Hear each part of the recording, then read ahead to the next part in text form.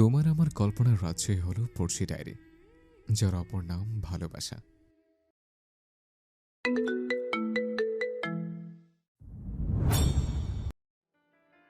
হ্যাঁ you, বোচানাক, stand up. হঠাৎই ধমকের সুর ভেসে আসা কথাটা শুনে রীতি যেন আকাশ থেকে পড়ল। চোখ দুটো গোল গোল করে এদিক ওদিক তাকালো সে। রীতি মনে মনে চরম অবাক হলো। তাকে বলেছে মানে? তার নাকি বোঝে নাকি? লোকটা সাহস তো কম নয়। প্রফেসর হয়েছে বলে কি ক্লাসরুমে সবার সামনে যা খুশি তাই বলতে পারবে? আশ্চর্য। রীতির ভাবনার ছেদ ঘটে আবারও সেই গমগমে গম্ভীর কণ্ঠস্বর ক্লাসরুমের দেয়ালে বাড়ি গিয়ে ফিরে এলো।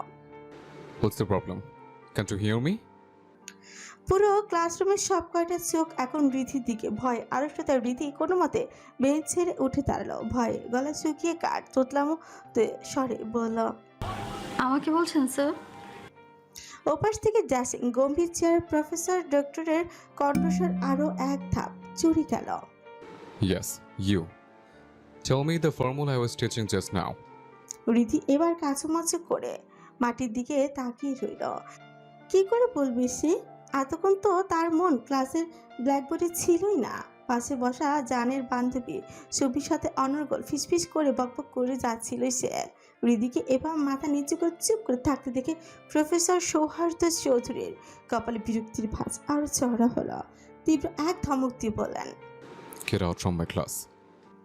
অপমান রাগে আর লজ্জায় হৃদির চোখের কোণে বেশ চুপ চুপ করে জল গড়িয়ে পড়ল। পুরো ক্লাসের সামনে এই অপমান সে মেনে নিতে পারছেই না। কাপা হাতে ব্যাগটা কাঁধে ঝুলিয়ে চোখের জল আড়াল করতে করতে কোনো রকমে ক্লাসরুম থেকে প্রায় ছুটে বেরিয়ে গেল সে। রীতি বেরিয়ে যেতে সৌহার্দ্য বিরক্তির চরম সীমানায় পৌঁছে ফিরফির করে বলল, এটা নাকি ডক্টর হবে, যার ক্লাসে মনোযোগ নেই। স্টুপিড। দেশের সেরা কার্ডিওলজিস্ট ডক্টর সৌহার্দ্য চৌধুরী সদ্য বিদেশ থেকে উচ্চতর ডিগ্রি নিয়ে দেশে ফিরেছে সে। এই মেডিকেল কলেজে প্রফেসর প্লাস কার্ডিওলজিস্ট হিসেবে জয়েন করেছে মাত্র এক সপ্তাহ হলো। সৌহার্দ্য দেখতে যেমন সুদর্শন তেমনই লম্বা চওড়া গঠন। সারাক্ষণ এক শান্ত গম্ভীর ভাব মুখে লেগেই থাকে। কথা বলে ভীষণ মেপে এবং কম, কিন্তু কাজের বেলায় এক চুলো সে ছাড় দেওয়ার পাত্র নয়। প্রখ্যাত শারহান চৌধুরী ও শাহেদা চৌধুরী একমাত্র ছেলে সে। তার ব্যক্তিত্বের আলোয় পুরো মেডিকেল কলেজ যেমন মুগ্ধ, তেমনি তার কড়া মেজাজের ভয় তটস্থ। অন্য পক্ষে রিধিতা খান রিধি এই মেডিকেল কলেজের প্রথম বর্ষের এক সাধারণ ছাত্রী। গায়ের রং শ্যামবর্ণ হলে কি হবে, চোখে মুখে এক অদ্ভুত মায়াবী টান আছে। উচ্চতায় কিছুটা খাটো বলে দেখতে ঠিক যেন একটা ছোট্ট মিষ্টি পুতুলের মতন। বাইরে থেকে হৃদিকে চঞ্চল মনে হলেও তার জীবনের পেছনে গল্পটা ভীষণ বেদনার। মাত্র 15 বছর বয়সে এক দুর্ঘটনায় বাবা মাকে হারিয়ে এতিম হয়ে যায় সে। আশ্রয়হীন হওয়ার উপক্রম হলেও বাবার এক পরম বন্ধুর ছেলের সাথে তড়িঘড়ি করে তার বিয়ে দেওয়া হয়, কিন্তু নিয়তি নিষ্ঠুর পরিহাস। সেই নামমাত্র স্বামী বিয়ের পরপরই হৃদির মুখের দিকে একবারও না তাকিয়েই পাড়ি জমায় বিদেশে। গত 4টে বছর কেটে গেছে। নামমাত্র শ্বশুরবাড়িতে পড়ে আছে রিধি, কিন্তু যে মানুষটার নামে কবুল করেছে সেই মানুষটা এই দীর্ঘ 4 বছরে এসে একটিবারের জন্য রিধির কোনো খোঁজ নেয়নি। স্বামীহীন একাকিত্ব আর অবহেলা বুকে চেপেও রিধি স্বপ্ন দেখছে ডাক্তার হওয়ার, কিন্তু আজকের দিনের শুরুটা তার জীবনের চাকা কোন দিকে ঘুরিয়ে দিবে তা বোধহয় রিধির এখনও অজানা।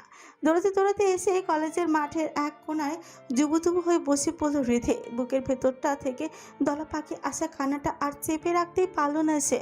দু হাতে মুখ ছেঁকে ফুপিয়ে কেঁদে উঠল। পরক্ষণেই সুমি হন্তদন্ত হয়ে ছুটে এসে হৃদিকে জড়িয়ে তোল, ব্যাকুল গলায় বলল, আরে বোকা, কাছিস কেন এভাবে? ওই বেয়াদব প্রফেসরটা তো এমনই, আস্তে একটা খবিস। তুই তো কাল প্রথম দিন আসিসনি, আসলে দেখতে কি হম্বি তম্বিটাই না দেখালো। সায়েম আর পৃথাকে তো কান ধরে দাঁড় করিয়ে রেখেছিল ক্লাসের মধ্যে। ভয়ে আজ ওরা কলেজে আসেও নি, তোকে তো শুধু ক্লাস থেকে বের করে দিয়েছে। এত ভেঙে পড়ার কি আছে?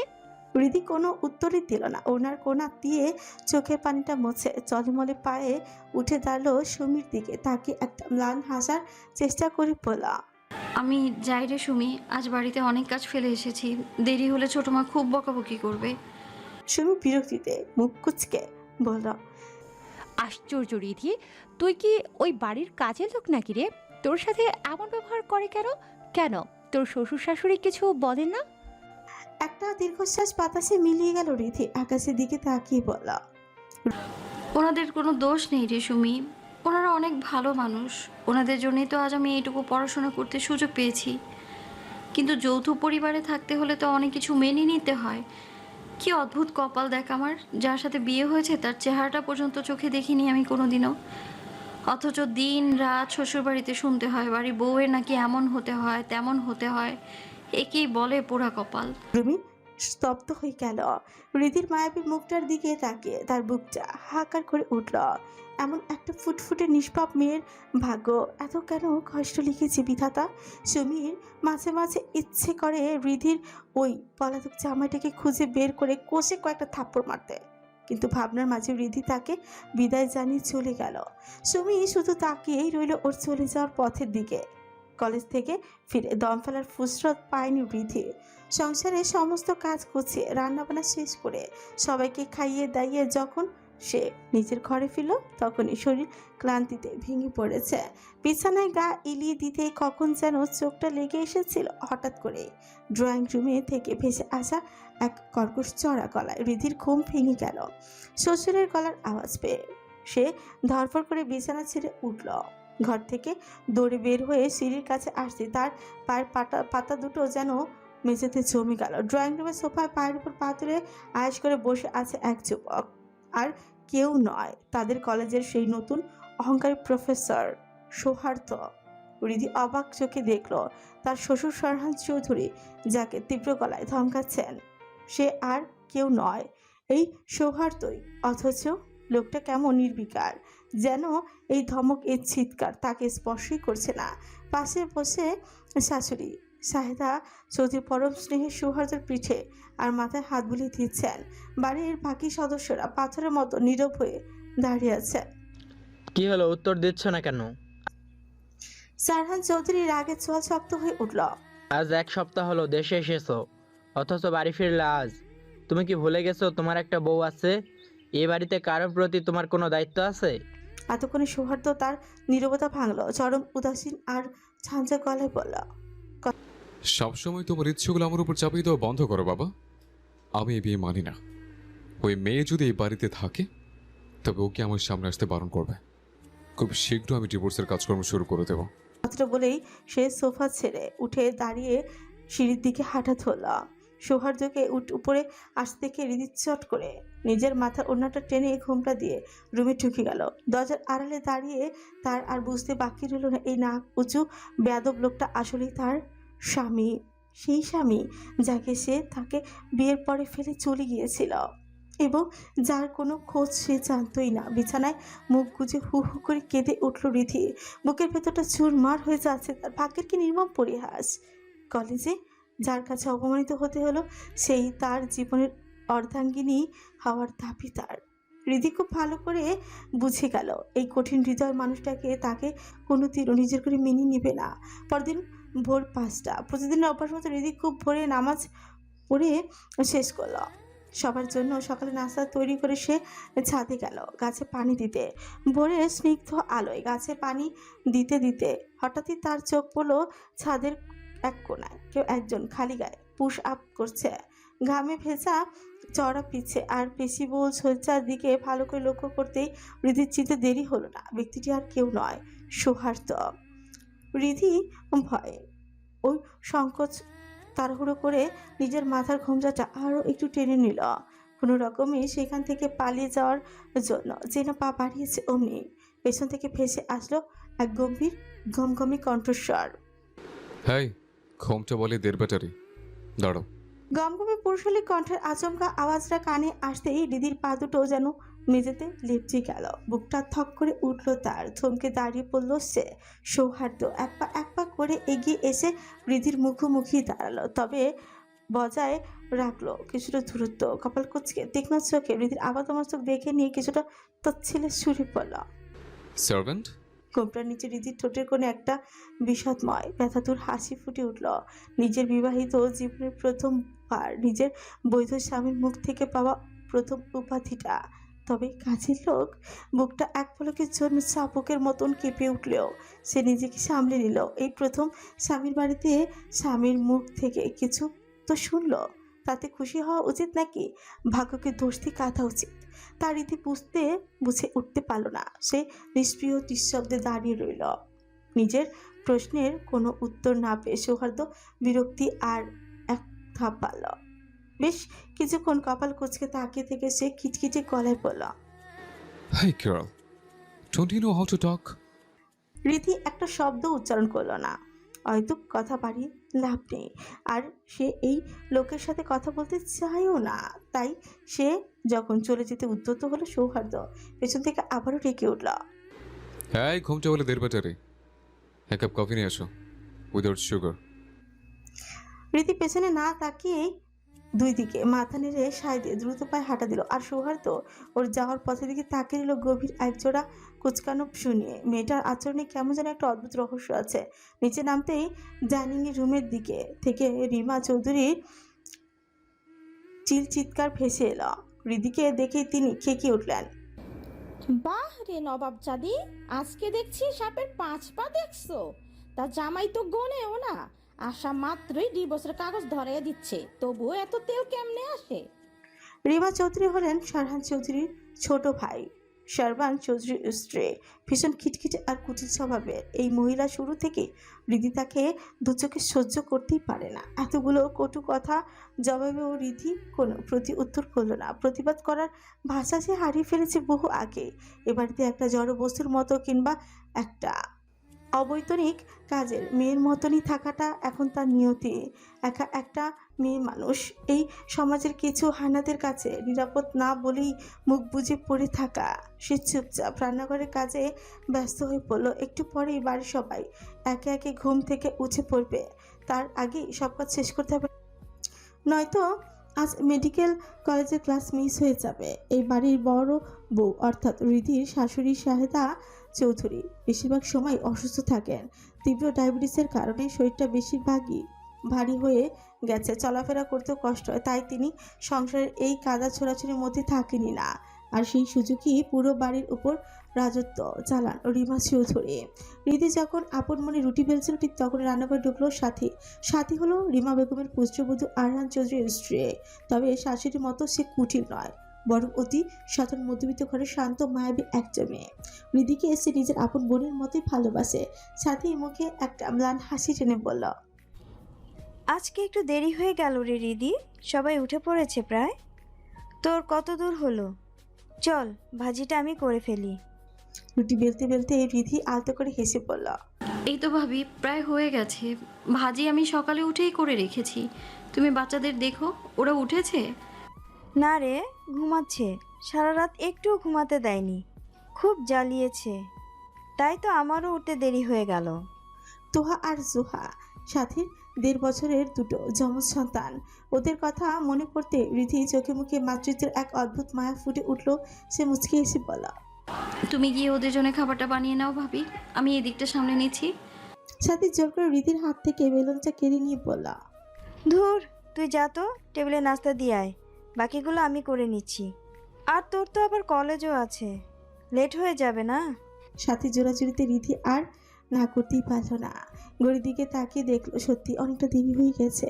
নাস্তার প্লেটগুলো হাতে নিয়ে ডাইনিং টেবিলে আসার সময় রিধির বুকের ভেতরটা কেমন করে যেন দুরু দুরু করছিল। বুক চিরে একটা অজানা আশঙ্কা জাগছে। এই বুঝছি আবারও সৌহার্দ্যের সামনে পড়ে যায়। প্রবাদে আছে তো, যেখানে বাঘের পায়ে সেখানেই সন্ধে হয়। প্লেটগুলো টেবিলে সাজিয়ে রেখে রিধি যেই না দ্রুত পায় চলে যেতে যাবে অমনি পেছন থেকেই সৌহার্দ্য সেই গম্ভীর কমকমে কণ্ঠস্বর তীরের মতো এসে বিঁধল তার পিছে। হাই স্টুপিড, ঘুমটা বলে তোমাকে বলছিলাম না কফি দিতে? হঠাৎ এই মেঘ গম্ভীর আওয়াজে রিধি চমকে উঠল। ভয় হাত পা ঠান্ডা হয়ে এলো তার। সে চটচলতি মাথার ঘোমটাটা টেনে মুখটা আরো আড়াল করে নিল। যে মানুষটা প্রথম দেখাতেই তাকে বাড়ির কাজের লোক ভেবে নিয়েছে, তার সামনে কোনোভাবেই সে নিজের পরিচয় প্রকাশ করতে চায় না। কিন্তু নিয়তি বড্ড নিষ্ঠ। রিধি পাশ কেটে চলে যেতে নিলে সৌহার্দ্য চেয়ার ছেড়ে দাঁড়িয়ে রুক্ষ স্বরে বলল, হ্যাঁ, what's your problem? Why aren't you speaking? Are you mute? রীতির ঠোঁট দুটো ভয়ে জমে বরফ হয়ে গেল। সে যদি এখন একটা শব্দ উচ্চারণ করে আর সৌহার্দ্য যদি তার কণ্ঠ চিনে ফেলে, যদি জেনে যায় যে কাল ক্লাসে যে মেয়েটাকে সে এত অপমান করেছিল সেই তার ঘরের বউ। রীতি আর এক মুহূর্ত সেখানে দাঁড়ালো না। কোনো উত্তর না দিয়ে ঝড়ের বেগে পাশ কাটিয়ে চলে গেল। সৌহার্দ্য চরম বিকৃতি ভ্রু কুচকে দাঁড়িয়ে রইল, ফিরফির করে পড়ল। Mute maybe. বউ একটা মেয়েকে বাড়িতে রেখেছে নাকি? নাস্তা আর খাওয়া দাওয়ার পাট চুকাতে গিয়ে আজ অনেকটা লেট হয়ে গেছে, আর তাই তাড়াহুড়ো করে মেডিকেল কলেজের মেইন গেট দিয়ে ঢুকছিল রীতি।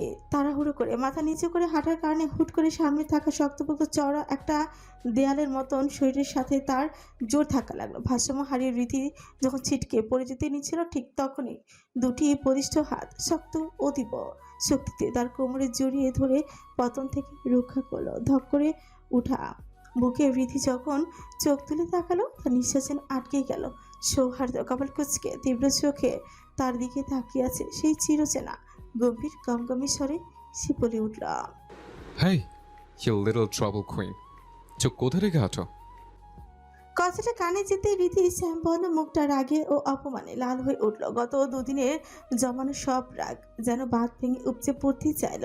এই লোকটাকে নিজেকে কি ভাবে? হ্যাঁ, কাল থেকে কখনো বুঝানা, কখনো ডায়াবেটারি, আর এখন ট্রাভেল কুইন। এমনকি নিজের ঘরে নিজের স্ত্রীকে সার্ভেন্ট বানাতেও যার বাঁধিনি, সেই না কুচু প্রাতক লোকটার উপর রীতির আর কোনো নিয়ন্ত্রণই রইল না। শুধুতে ধস চেপে রাগের চোখে তাকে কিরমির করে বলে উঠল, আপনি ট্রাভেল কুইন, নিজে দেখে হাঁটতে পারেন না? শহর থেকে কিছুক্ষণ অবাক হয়ে কপাল কুচকে তাকিয়ে রইল, চোখে মুখে বিরক্তি ফুটে গমগমের স্বরে বলা, স্টুপিড। ওটা নট ট্রাবল কুইন, ওটা ট্রাবল কিং হবে। এই ভাঙা মাথা নিয়ে কে বলছে তোমার ডাক্তারের রিপোর্টটা? সৌহার্দ্যের এমন ঠান্ডা মাথার তীব্র অপমানে রীতির এক মুহূর্তের জন্য লজ্জায় কুকড়ে গেল। নিজের ব্যাকরণগত ভুলটা বুঝতে পেরে রাগে চোখ মুখ খেঁচে বলল, আপনাকে কেন বলতে হবে? সৌহার্দ্য এবার সত্যি প্রচুর বিরক্ত হলো। তার শান্ত নিয়মতান্ত্রিক জীবনে মুখে মুখে তর্ক করা বা বেশি কথা বলা মানুষ সে একদম সহ্য করতে পারে না। সে এবার বেশ কড়া আর রাগান্বিত স্বরে শাসনের করভঙ্গিতে বলল, স্টুপিড। শিক্ষক বাবার সমান হয়, মুখে মুখে তর্ক করবে না। বলেই সে রীতির দিকে আর এক পলকও না তাকিয়ে খটখট করে করিডোর দিয়ে হেঁটে চলে গেল। ওর যাওয়ার পথের দিকে রীতি একদম আকাশ থেকে পড়ার মতো হাঁ করে তাকিয়ে রইল। মনে মনে ভাবল,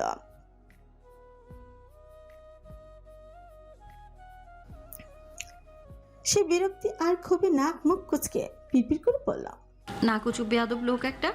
কি রে জানেমান, কি এত গভীর চিন্তা করছিস?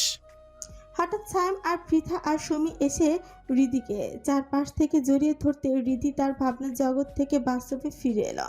সায়াম পৃথার কাঁধে হাত রেখে হৃদির মলিন মুখের দিকে তাকিয়ে প্রশ্নটা করছিল। হৃদি একটা দীর্ঘশ্বাস ফেলে মন খারাপ করে বলল, আমি আজকে অ্যাসাইনমেন্টটা করতে পারিনি রে, কালকে একদমই সময় পাইনি। সুমি সান্ত্বনা দেওয়ার ভঙ্গিতে হৃদির হাতটা চেপে ধরে বলল, কি আর করবি বল, তোর যা পরিস্থিতি আমরা তো সব জানি। এক কাজ করি, চল আজকে আমরা 4 জন মিলে স্যারের ঝাড়ি খাই। কপালে আজ নির্ঘাত ক্লাস থেকে বের হওয়া আর জিরো অ্যাটেন্ডেন্স আছে। পৃথা ভয় পাওয়া গলায় বলল, ওই নতুন প্রফেসর যা স্ট্রিক্ট, আমাদের সহজে ছাড় দেবে বলে তো মনে হয় না। সুমির কথার মাঝে সায়াম একটু বিজ্ঞের মতো করে মাথা নেড়ে ফোরন কাটল। আরে বেটা কেমন যেন সারাক্ষণ বৌমরা বিধবাদের মতন মুখটা কালো করে রাখে। সায়ামের মুখে সৌহার্দ্যের এমন নিখুঁত বর্ণনা শুনে রীতি না হেসে পারলই না, তবে গলায় খাবার আটকে যাওয়ার মতো করে হালকা কেসে পৃথা সায়ামের মাথা একটা গাঁটটা মেরে বলল, আরে গাধা, ওটা বিধবা হবে না, ওটা বিপত্নিক হবে। পুরুষদের ক্ষেত্রে বিপত্নিক বলে। সায়ামের মাথায় হাত দিয়ে ভাবার ভং ধরে বলল, বাপ রে বাপ, আমার মাথায় এত বড় বড় শুদ্ধ বাংলা আসে না, নয়তো কালকের মতন আবার কান ধরে দাঁড় করিয়ে রাখবে। 4 বন্ধু মিলে হাসাহাসি আর চুপচাপ কথা বলতে বলতে ক্লাসরুমের দিকে এগিয়ে গেল। এই বিষাক্ত দম বন্ধ করা দিনগুলো মাঝে এই বন্ধুরাই হলো রীতির বেঁচে থাকার একমাত্র রসদ, তার পরম শান্তির জায়গা। নিজের ব্যক্তিগত চেম্বারে বসে সৌহার্দ্য বেশ মনোযোগ দিয়ে একজন ক্রিটিক্যাল রোগীর কেস ফাইল স্টাডি করছিল। ঠিক তখনই দরজার ওপাশ থেকে একটা অতি পরিচিত চঞ্চল কণ্ঠস্বর ভেসে এলো। আসবো ব্রো। সৌহার্দ্য ফাইল থেকে চোখ না সরিয়ে সংক্ষিপ্ত উত্তর দিল।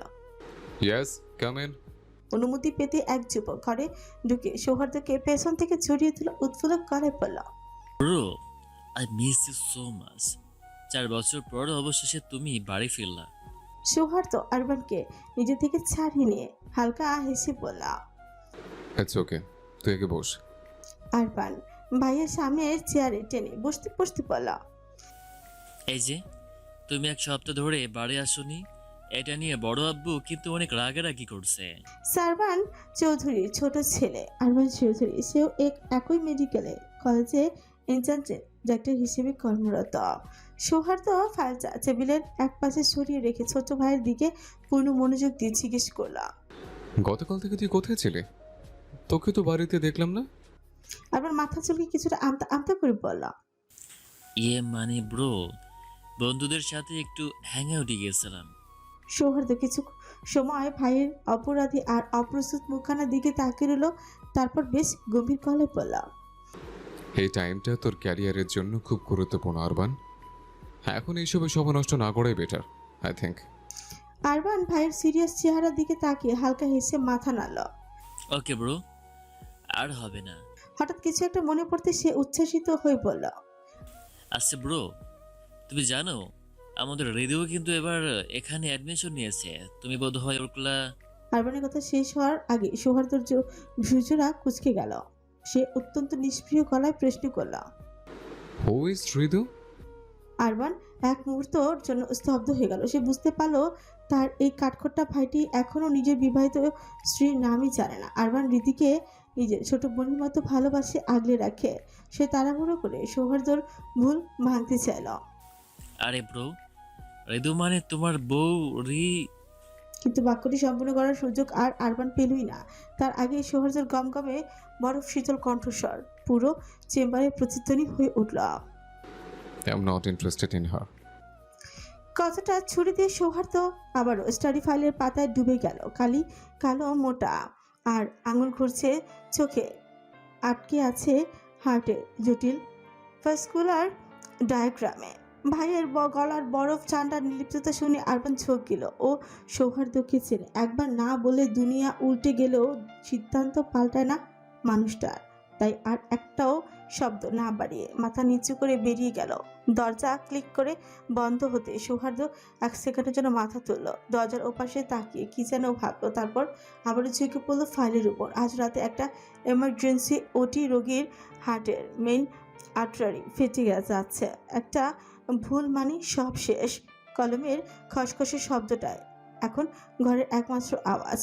অন্যদিকে কলেজের বারান্দার ক্লাস শেষ হতে বন্ধুদের আড্ডায় মেতেছে রিধি, সুমি, সায়েম আর পৃথা। সৌহার্দ্য ক্লাসে না আসায় যেন হাঁপ ছেড়ে বাঁচল সবাই। সুমি দীর্ঘশ্বাস ফেলে বলল, যাক বাবা, বাঁচা গেল। ওই খাটাস প্রফেসরটার ক্লাস ছিল না আজ। সায়েম চশমাটা নাকের উপর ঠেলে ফোরন কাটল। আমার মনে হয় ব্যাটা রোজ বইয়ের সাথে ঝগড়া করে আসে, তাই মেজাজটা সব সময় তেতো। পৃথা আর সুমি হেসে গড়িয়ে পড়ল রিধির চোখ। ওর ঠোঁটে হাসি নেই। সৌহার্দ্যের নাম শুনলেই বুকের ভেতরটা কেমন মুচড়ে উঠছে। বলার মতো কিছু নেই, কি বা থাকতে পারে। নাম মাত্র স্বামী তার, সেটাও হয়তো আর কিছুদিন মাত্র। পৃথা হলো পৃথা। হঠাৎ গলা নামিয়ে একটু লজ্জা পেয়ে বললাম, আরে না, ব্যাটা একদম পিওর সিঙ্গেল। 3 জোড়া চোখ একসাথে পৃথার দিকে। পৃথা থতমত খেয়ে আমতা আমতা করে বলল, আরে ওভাবে তাকাচ্ছিস কেন? ব্যাটা যা হ্যান্ডসাম, প্রথম দিন একটু ক্রাশ খেয়েছিলাম, তাই উইকিপিডিয়া চেক করছিলাম আর কি। উইকিপিডিয়া শব্দটা রিধির কানের ছুরির মতো বিঁধল। বুকের ভেতরটা ভার হয়ে এলো। মনে মনে বলল, কেন কষ্ট পাচ্ছি আমি? ওই লোক তো আমায় চায় না। না চাওয়া মানুষটার জন্য কষ্ট পাওয়াটাই কি নিয়ম? বলেই একটা তচ্ছিলপূর্ণ হাসি দিল। ওর ভাবনার মাঝে সুমি রিধির পিছে আলতো চাপড় দিল। কোথায় হারিয়ে গেলি? চল ফুচকা খাবো। হাত ধরে টানতে টানতে নিয়ে গেল। কলেজ গেটের সামনে তেঁতুল গোলার টক, ছাঁচালো গন্ধ, প্লাস্টিকের চুলে বসে 4 জন ফুচকা মুখে পড়তে পড়তে গল্পে মশগুল। হঠাৎ পেছন থেকে বজ্রের মতো গমগমে কঞ্চ, হাই ইউ, চার চোখ, কাম হিয়ার। চাচন চমকে খাড় খোলা। রোদে ছলছলে আলো সৌহার্দ্য দাঁড়িয়ে, কালো শার্ট, কালো ফর্মাল প্যান্ট, সেট ইন করা, হাতে কুনি পর্যন্ত গোটানো, চোখে কালো সানগ্লাস, এক হাত প্যান্টের পকেটে, ফসা মুখটা ঘামে চিকচিক করছে, চোয়াল শক্ত। সাইমের গলা শুকিয়ে গেল। আমাকে স্যার? সৌহার্দ্য শুকুচকে বিরক্তি ছাড়ল। ইয়েস, তুমি ছেড়ে এখানে চার চোখার কেউ আছে? রীতি নাক মুখ কুচকে মুখ ঘুরিয়ে নিল, মনে মনে বিড়বিড় করল। বেয়াদব অহংকারী লোক, মানুষের নাম ধরে রাখলে তার জাত চলে যায় নাকি? হ্যাঁ, স্যাম আমতা আমতা করেও এগিয়ে গেল। কিছু বলবেন? তো কিছু না বললে কি তোমার সুন্দর চেহারা দেখার জন্য ডাকছে? সৌহার্দ্যের গলায় খোঁজা, তারপর একটা মোটা ফাইল সাইমের দিকে বাড়িয়ে দিল। এটা নাও, অফিস রুমে ডাক্তার সুজন হায়দার আছে, ওকে দেবে, বলবে সৌহার্দ্য স্যার দিয়েছে। গো আহেড।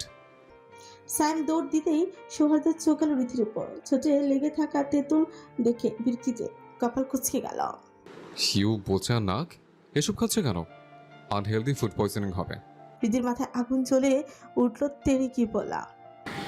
আপনার সমস্যাটা কি? আমি কি খাবো সেটা আপনি ঠিক করে দেবেন নাকি? Hey, rude girl. Haven't you learned anything except arguing back? সৌহার্দ্যের গলাও চড়ে গেল। রীতি পাল্টা কিছু বলতে যাবে, এর আগে সৌহার্দ্য একবার ওপর থেকে ওকে নিচ পর্যন্ত দেখিনি বলা Stupid. বলে হন হন করে হেঁটে গেল। কালো শার্টের পিচ্চা রোদে জ্বলছিল। সৌহার্দ্য মিলিয়ে যেতে রীতি তাতে দত চেপে পিপির করল। ইংরেজের বাচ্চা, ঘরের বউয়ের খবর নেই, বাইরে মেয়েদের নিয়ে চুলকানি, লুচ্চা ডাক্তার। সুমি রীতির পিছে হাস রাখল। পৃথা রিধি, এই ডাক্তার তোর পেছনে পড়ে আছে কেন রে? আঙুল দিয়ে দাঁত ঠিকই বলা। আসলেই তো, আমাদের কিছু বললো না, তোকেই কেন বললো? ডাল মে কুছ কালা হ্যায়। রিধি ওদের ভাবনার মাঝে ব্যাগ কাঁধে ঝুলিয়ে বলা। তোরা ভাবতে থাক, আমার লেট হয়ে যাচ্ছে, আমি গেলাম ভাই। আর পেছন না তাকে হাঁটা দিল। বিকেল গড়িয়ে সন্ধ্যা। রীতি যখন বাড়ি ঢুকলো, পুরো বাড়ি নিঝুম। সবাই খেয়ে দে হয়তো ঘুম দিয়েছে। রীতি পা চিপে চিপে হাঁটল। ছোট মার সামনে পড়তেই চায় না সে। সামনে পড়লে মহিলার ভাঙা রেকর্ড চালু হয়ে যাবে। ঘরে ঢুকে ব্যাগটা ছুঁড়ে বিছানায় গা এলিয়ে দিতেই চোখ লেগে আসছিল। এমন সময় হঠাৎ দরজা টোকা। ওনাটা কোনো মতে গায়ে জড়িয়ে খুলতেই দেখলো শাশুড়ি শাহেদা চৌধুরী দরজার সামনে দাঁড়িয়ে আছেন। চোখে দুশ্চিন্তার ছায়া। রীতি মৃদু আসুন আম্মু। আসলো। শাহেদা চৌধুরী মাথায় হাত বুলিয়ে দিতে দিতে বললাম, এত দেরি হলো কেন আম্মা? টেনশন হচ্ছিল, ফোনও বন্ধ, কথাই ছিলি? রীতি শাহেদা চৌধুরী জড়িয়ে ধরলো। ওনার উদ্বিগ্ন চেহারা দেখে একটু হেসে বললাম, আম্মু সুমিদের সাথে ছিলাম। চল খেয়ে নিবি, সারা দিন কাজ আর পড়া, ঠিক মতো খাওয়া দাওয়া করতে হয় না? শাহেদা চৌধুরী গলায় অভিমান মিশিয়ে বলল। সত্যি আম্মু, খিদে নেই, ফুচকা চটপটি খেয়েছি। শাহেদা চৌধুরী আর কথা না বাড়িয়ে রিদির মাথাটা নিজের কোলে টেনে এনে নিলেন। চুলে বিলি কাটতে কাটতে ধীর কঞ্চে জিজ্ঞেস করলেন, বাবুর সাথে কথা হয়নি? রিদি নাক মুখ কুচকে ফেলো, মনে মনে বললাম, বুইরা একটা পেকে ঝুনা হয়ে গেছে, সে কিনা বাবু। মনের কথা মনে চেপে শান্ত গলায় বললাম, থাক না আম্মু ওসব কথা, উনি যখন আমায় চান না, জোর করে কি হবে? জোর করে কি সংসার হয়? শাহেদা চৌধুরী আর কিচ্ছু বলল না। কি বা বলবে? নিজের ছেলেকে তিনি চেনেন। দুনিয়া উলচে গেলেও নিজের সিদ্ধান্ত থেকে সরবেন না। নিজের মেয়ে নেই, রিদিকে পেয়ে মেয়ের অভাব পূরণ হয়েছে, কিন্তু মির্জাকে একটু সুখ শান্তি দিতে পারছেন না। শেষ পর্যন্ত মির্জাকে নিজের করে রাখতে পারবে কিনা এই ভয় তো তিনি ছোট জায়ের এমন মনও বুঝেন। অনেক কিছুই চোখে দেখেও দাঁড়ান দেখার ভান করে থাকেন। কি করার আছে, যৌথ পরিবারে অনেক কিছু মুখ বুঝে সহ্য করতে হয়, না হলে ভাঙন ধরে। রাত 2টা, দেয়াল ঘড়ির কাঁটা টিকটিক করছে। রিদি সোফায় বসে ঠুলছে, আরবার বলে গেছে, সোহার্দের ইমার্জেন্সি ওটি আছে, ফিরতে দেরি হবে। ডুপ্লিকেট চাবিও নিতে ভুলে গেছে, ফোন করে বলে দিয়েছে কেউ যেন জেগে থাকে তার জন্যে। চোখ বন্ধ করে সোফায় গা এলিয়ে দিতেই কলিং বেলের শব্দ। ধরফর করে উঠে ওনাটা মাথায় টেনে দরজা খুলল রিধি। সামনে সৌহার্দ্য, এলোমেলো চুল, চোখ দুটো লাল রক্ত জমার মতন, কালো শার্ট ঘামে ভিজে শরীরের সাথে লেপটে আছে। এক হাতে আফটার, অন্য হাতে ফোন। ফোনে কারোর সাথে রাগি গলায় কথা বলছে। রীতির দিকে এক পলক তাকিয়েই পাশ কেটে ভেতরে ঢুকে সোফার শরীর এলিয়ে দিল। অ্যাপ্রনটা ছুঁড়ে ফেললো পাশে। ক্লান্তিতে চোখ বন্ধ হয়ে আসছে। রিধি রান্নাঘরের দিকে পা বাড়াতে ভেসে এলো সৌহার্দ্যের শান্ত গম্ভীর কণ্ঠস্বর, হাই, মিউট, দের ব্যাটারি। এক গ্লাস ঠান্ডা পানি দাও তো, ফাস্ট। রীতির রাগ উঠলেও মানুষটার ক্লান্ত মুখটা দেখে ঘিরে ফেল। ফ্রিজ থেকে বরফ ছাঞ্চা পানি ঢেলে গ্লাসটা সেন্টার টেবিলে রাখলো। সৌহার্দ্য ফ্রিকুচকে তাকালো। রীতি চলে যেতেই পেছন থেকে ভেসে এলো ঠান্ডা কলার স্বর। এই বাড়ির সবার সম্পর্কে জানো? রীতি বুঝলো না হঠাৎ এমন প্রশ্ন কেন, তবু মাথা উপর নিচ নাড়লো। সৌহার্দ্য সোজা হয়ে বসলো, গলা খাকারি দিয়ে বলল, এই বাড়ির মেজো ছেলে মানে সৌহার্দ্য চৌধুরী বউকে চেনো? রীতি ভাবছে কি গেল, নিজের সম্পর্কে নিজেই জিজ্ঞেস করছে লোকটা।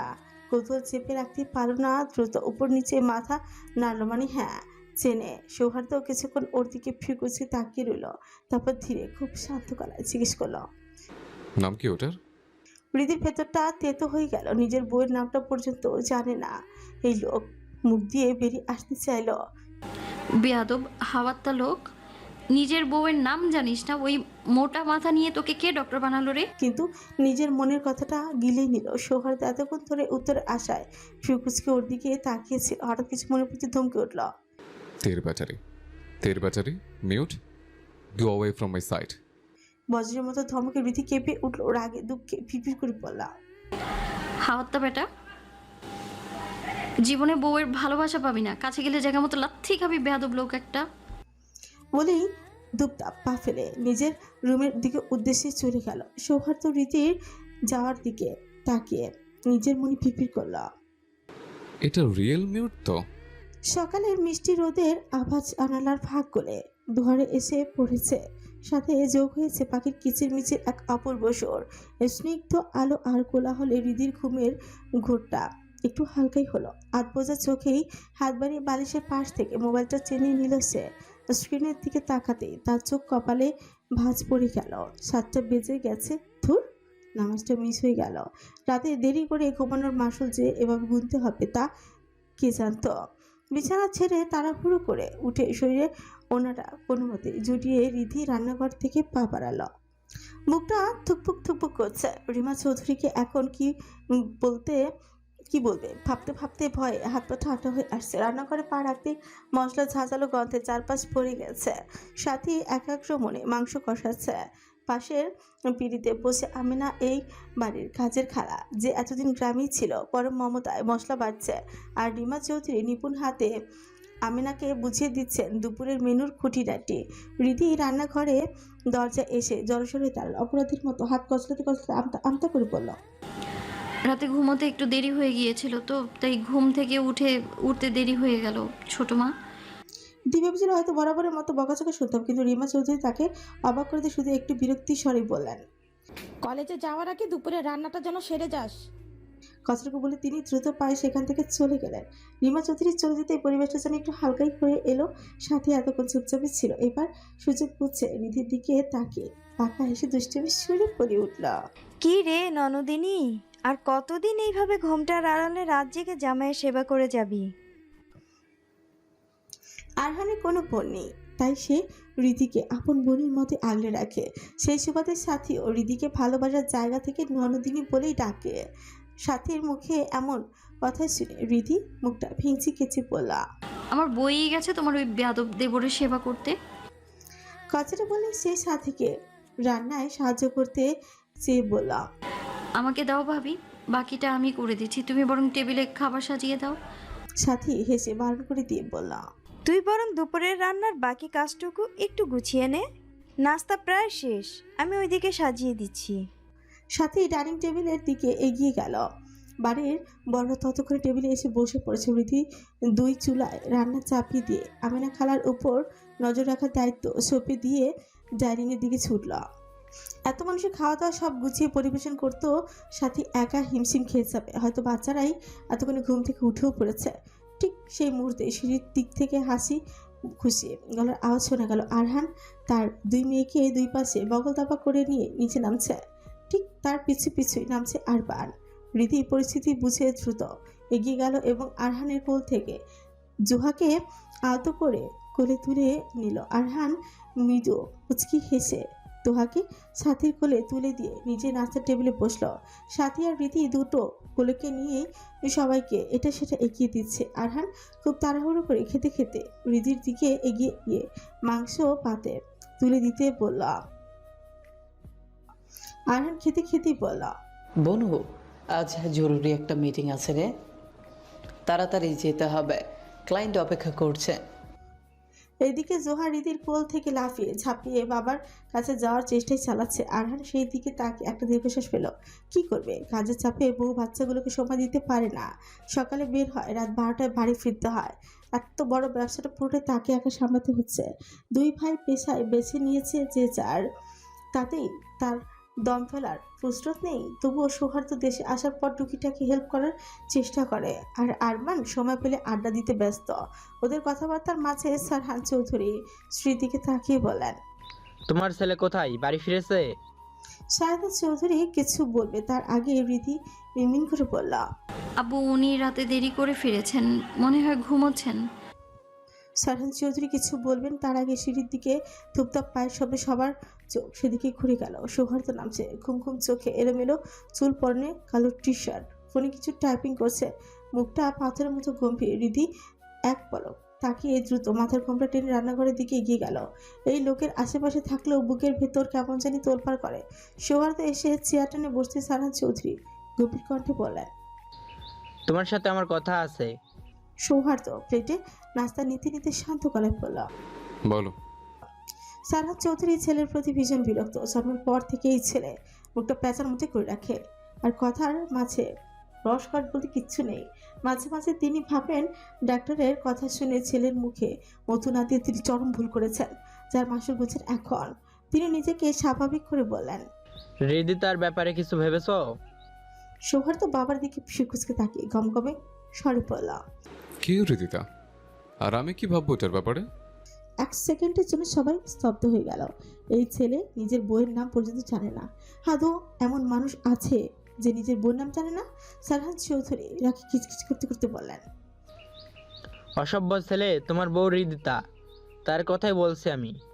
সৌহার্দ্য একটু নড়ে চড়ে বসে খুব ছোট্ট করে বলল, ও যেন কারো নাম মনে পড়েছে মাত্র। ছেলের উদাসীন ছোট্ট শব্দে তিনি আরো রেগে গেলেন। তিনি বললেন, কি সিদ্ধান্ত নিল ওর ব্যাপারে? তুমি কি ওকে ডিভোর্স দিতে চাচ্ছ? ডিভোর্স শব্দটা কানে যেতে রীতির বুকটা কেমন কেঁপে উঠল। এতক্ষণ রান্নাঘরের দরজার পাশে দাঁড়িয়ে ওদের কথাগুলি শুনছিলেন, না চাইতেও আপাতত চোখগুলো থেকে এক ফোঁটা জল গড়িয়ে পড়লো। শেষ পর্যন্ত ডিভোর্সই মেয়ের তকমাও পেতে হবে ভাবতেই কেমন অজানা কষ্টে বুক চেপে ধরলো। এদিকে সৌহার্দ্য নির্বাক খেয়ে যাচ্ছে, যেন বাবার কথাটা তার কান পর্যন্ত যায়নি।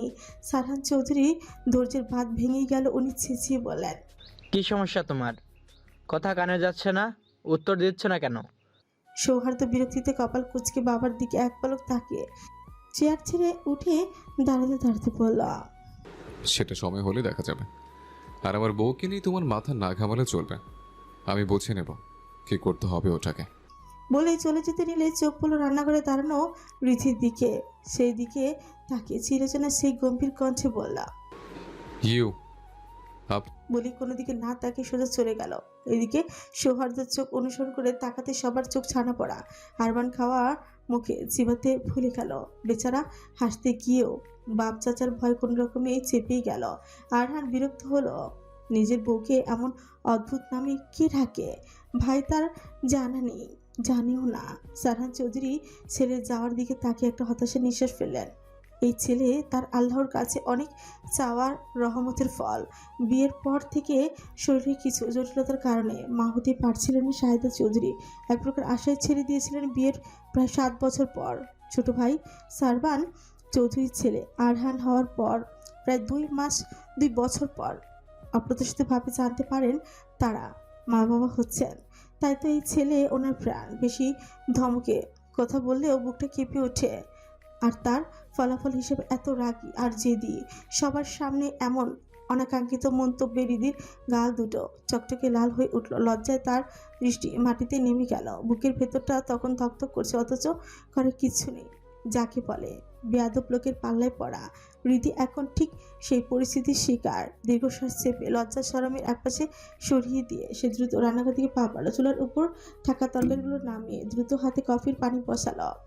সে ঘড়ির কাঁটার দিকে তাকিয়ে দেখলো অনেকটা দেরি হয়ে গেছে। তড়ি করে কফিটা বানিয়ে এসে আমিনা খালা হাতে ধরিয়ে দিয়ে মিনতির সুরে বলল, খালা প্লিজ তুমি ছাদে গিয়ে ওনাকে কফিটা দিয়ে এসো তো। আমার কলেজে দেরি হয়ে যাচ্ছে, আমি বেরোবো এখন। বলে কলেজের উদ্দেশ্যে চলে গেল। ওইদিকে খোলা আকাশের নিচে দাঁড়িয়ে ছাদের রেলিংয়ে হেলান দিয়ে সৌহার্দ্য হাতে ফোন থাকলেও চোখ তার দরজার দিকে, যেন কারো অপেক্ষায় আছে। কিছুক্ষণ পর সেখানে আমিনা খালাকে কফির মগ হাতে দেখল। মুহূর্তেই সৌহার্দ্যর চোখে মুখে একটা বিরক্তি ফুটে উঠল। রীতির জায়গায় অন্য কাউকে দেখতে পেয়ে সে ফিকুচকে ফেলল। আমিনা খালা ভয়ে ভয়ে মগটা বাড়িয়ে দিতে সৌহার্দ্য তীক্ষ্ণ স্বরে বলল, ঠিক কেন? ওই তেরবাটেরটা কোথায়? সৌহার্দ্যের এমন রূঢ় আচরণে আমিনা খালা কিছুটা থতমত খেয়ে গেলেন। আমতা আমতা করে জিজ্ঞেস করলেন, দেড় ব্যাটারি ক্যাডা ছোট স্যার? সৌহার্দ্য ওর গম্ভীর মুখে শীতল গলায় জবাব দিল, কেউ না, আপনি যান। কথাটা বলি সে কফির মগটা টেনে নিয়ে এক চুমুক দিল। তার দৃষ্টি তখন ছাদের রেলিং ছাপিয়ে বাড়ির মেন গেটের দিকে। কফির তিক্ততা আর মনের ভেতরে জটিল অনুভূতি সব মিলিয়ে তার মুখটা পাথরের মতো কঠিন হয়ে আছে, যা দেখে বোঝার উপায় নেই মনে কি চলছে।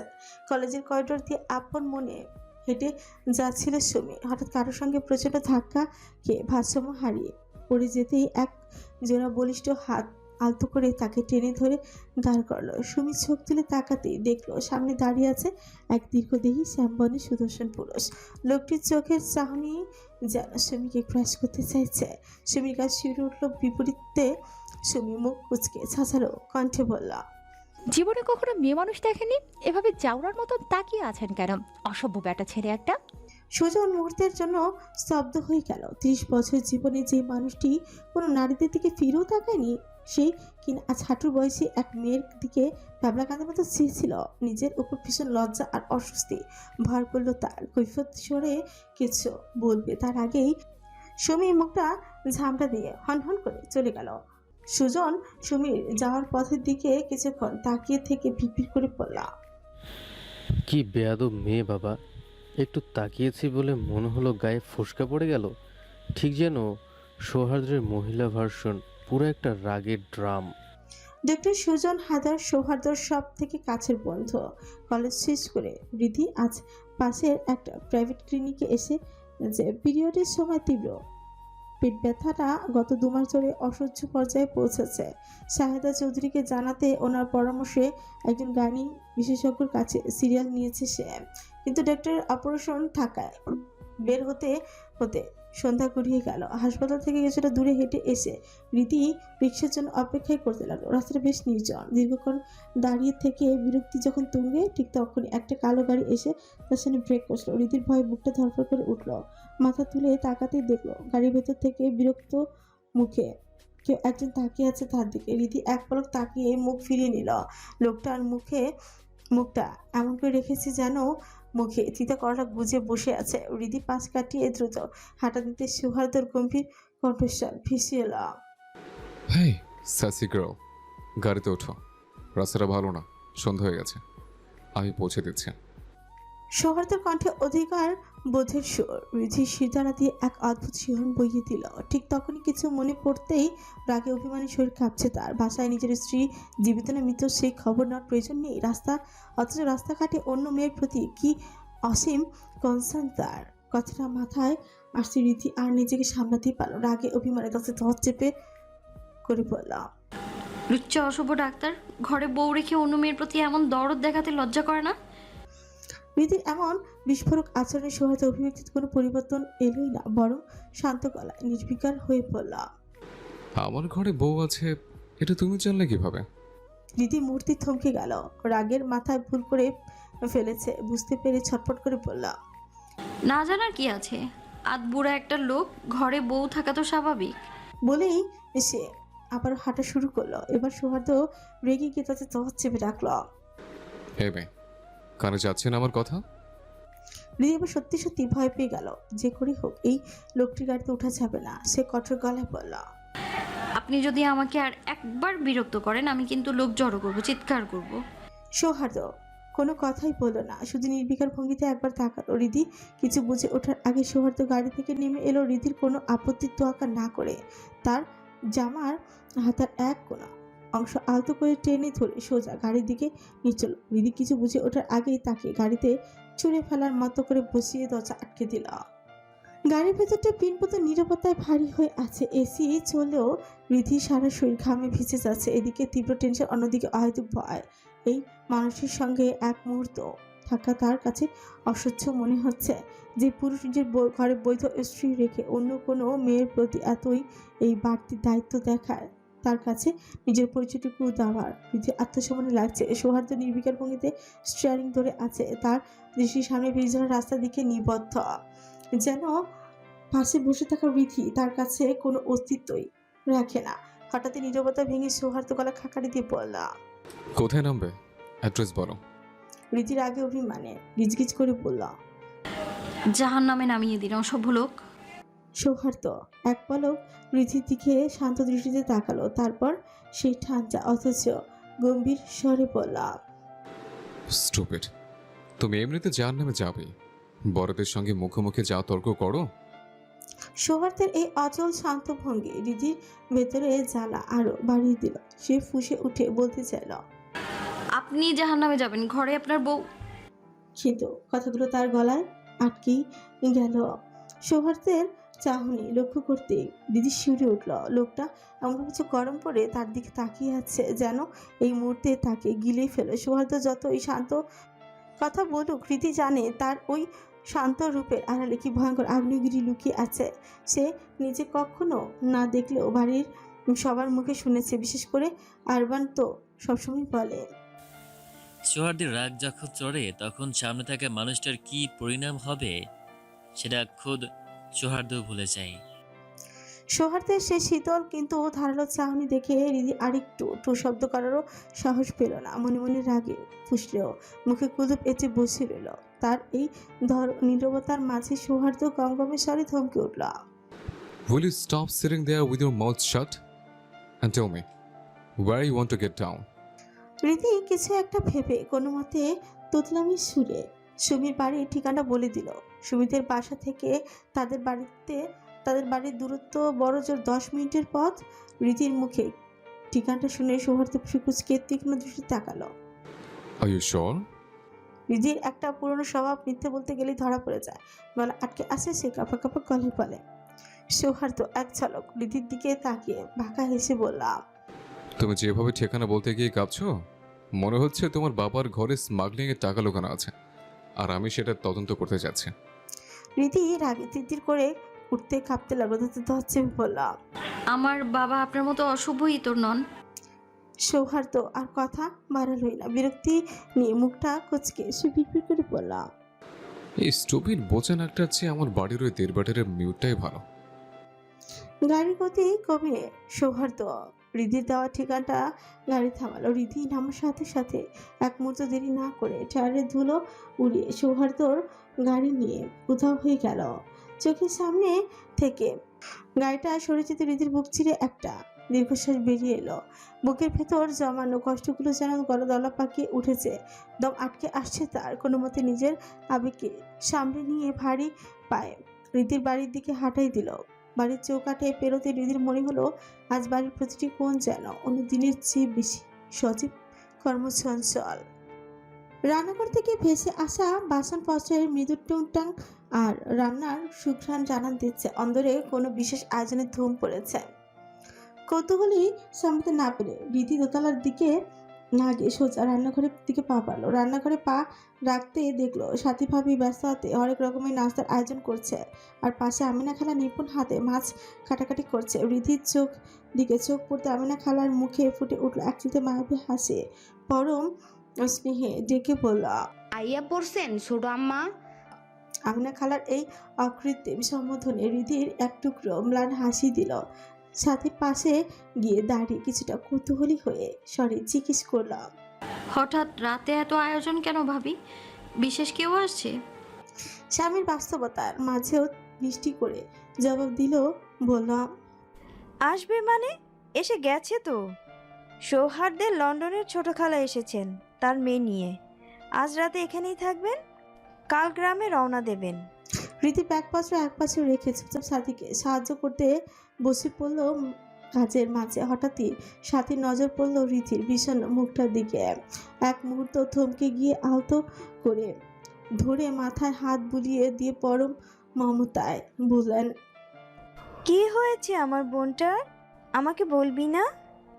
হৃদির গলার কাছে জমে ওঠা কান্নার দলাটা জোর করে গিলে ফেললো হাসির আড়ালে কষ্টে ঢাকার প্রাণপণ চেষ্টায় বলল, কিছু না ভাবি, শরীরটা আজ বড্ড নিস্তেজ লাগছে, তাই একটু দুর্বল লাগছে। সাথী কিছুক্ষণ চুপ থেকে ইতস্তত স্বরে বলল, রিদি, এভাবে আর কতদিন চলবে? সামনে যা, কথা বল, পরিস্থিতিটা ঠিক করার একটা চেষ্টা তো কর। সাথীর কথাগুলো রিধির বুকের ভেতর একরাশ দীর্ঘশ্বাস হয়ে বেরিয়ে এলো। সে মনে মনেই বলল, যে মানুষটা একবারের জন্যেও আমার খোঁজ নেওয়ার প্রয়োজন মনে করেনি, তার সামনে আমি কেন বেহায়ের মতো গিয়ে দাঁড়াবো? যে আমাকে চাই না, তার প্রতি আমার কোনো চাহিদাও নেই। সাথীর আড়ালে চোখের কোণে জমে থাকা জলটুকু দ্রুত মুছে রিধি কাঁপা কাঁপা গলায় বলল, ভাবি আমি একটু ফ্রেশ হয়ে আসি, তারপর তোমাকে হেল্প করছি। শরীরটা বড্ড ম্যাচ ম্যাচ করছে।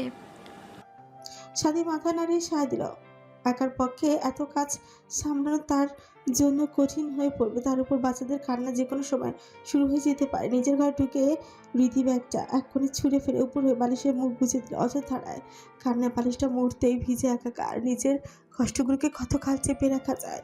সৌহার্দ্য যদি কোনোদিনও তাকে স্বীকৃতি না দিত, হয়তো রিধি এতটা কষ্টই পেত না। কিন্তু সৌহার্দ্য অন্য কোনো নারীর প্রতি যতটা কনসার্ন, সেটা ভেবেই রিধির বুকটা ভেঙে যাচ্ছে।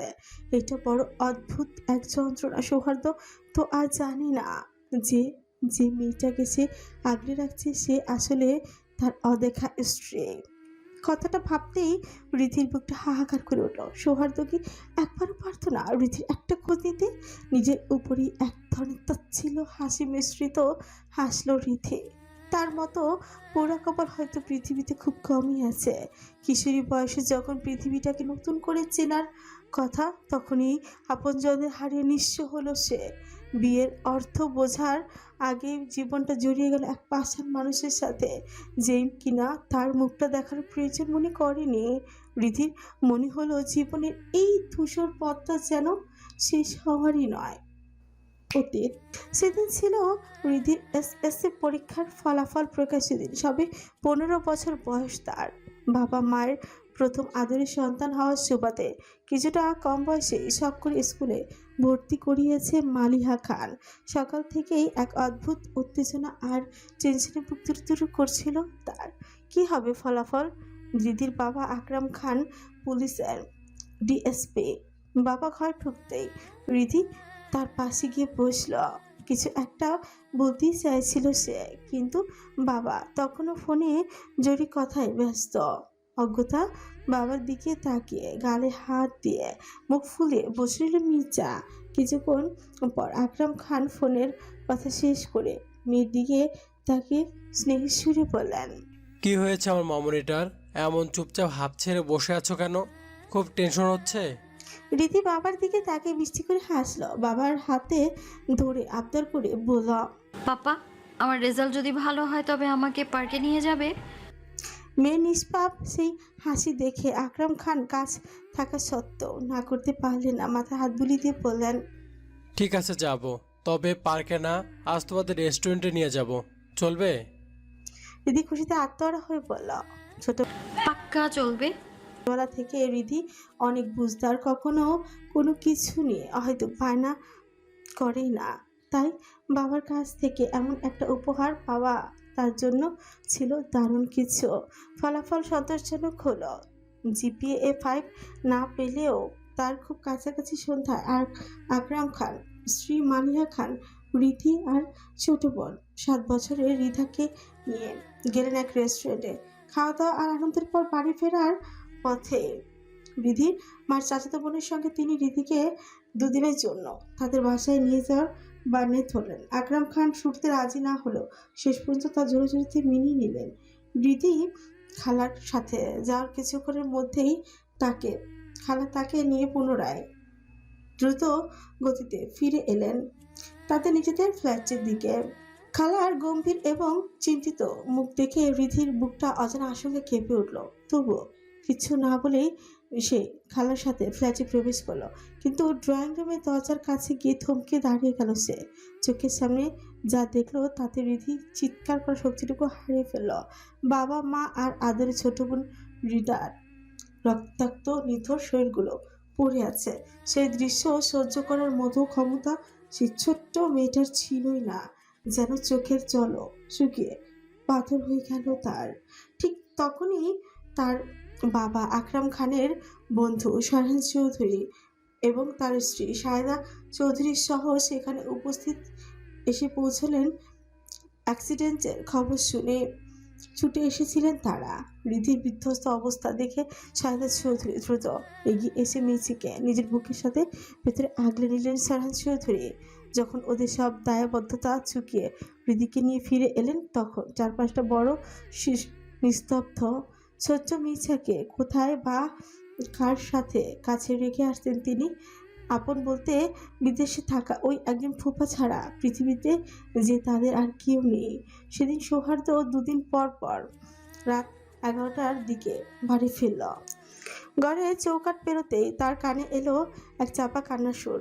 শব্দটা খুবই করুণ, যেন এক চিলতে বুক ফোটা আর্তনাদ। সহজে থমকে দাঁড়িয়ে একটু ঘুরতে দেখলো মেঝের ঘরের মেঝেতে পুতুলের মতো ছোট্ট একটা মেয়ে বসে আছে। মাথায় ঘোমটা টানা, মুখটা ঠিক বোঝা যাচ্ছে না। তাকে ঘিরে বসে আছেন বাবা, মা আর চাচি। সবার চেহারা এক গভীর বিষাদ। সৌহার্দ্য জিজ্ঞাসু দৃষ্টিতে মায়ের দিকে তাকাতেই সায়দা চৌধুরী একে একে সব খুলে বললেন। মায়ের মুখ থেকে দুর্ঘটনার সেই নিষ্ঠুর সত্যটুকু শোনার পর সৌহার্দ্য ওর বুকের ভেতরটা দুমড়ে মুচড়ে গেল। মনে পড়ে গেল ফেলে আসা দিনগুলোর কথা। সে নিজেও বাবা মায়ের সাথে কয়েকবার রিধিদের বাড়ি গিয়েছিল। তখন রিধি মাত্র 5 বছরের এক ফুটফুটে শিশু। সৌহার্দ্য যতক্ষণই যেহেতু রিধি অপলক দৃষ্টিতে তার দিকে তাকিয়ে থাকতো, বড় বড় জ্যাপজ্যাপে চোখে কি যেন এক মায়া। কিন্তু সৌহার্দ্যের কাছে তখন রিধির সে মুগ্ধ চাহনি ছিল চরম বিরক্তির কারণ। একদিন তো মেজাজ ঠিক রাখতে না পেরে ছোট্ট শিশুটির দিকে তাকিয়ে সে তিক্ত কণ্ঠে বলিয়েও ছিল, ইউ ট্যাবলেট, এত বড় একটা ছেলেকে এভাবে চোখ দিয়ে গিলে খাচ্ছ কেন? স্টুপিড, এই বয়সে এত পেকে গেছো? কতগুলো বলে সে হনহন করে চলে এসেছিল। কিন্তু অবশ্য রিধি কি আর এত কিছু বুঝে?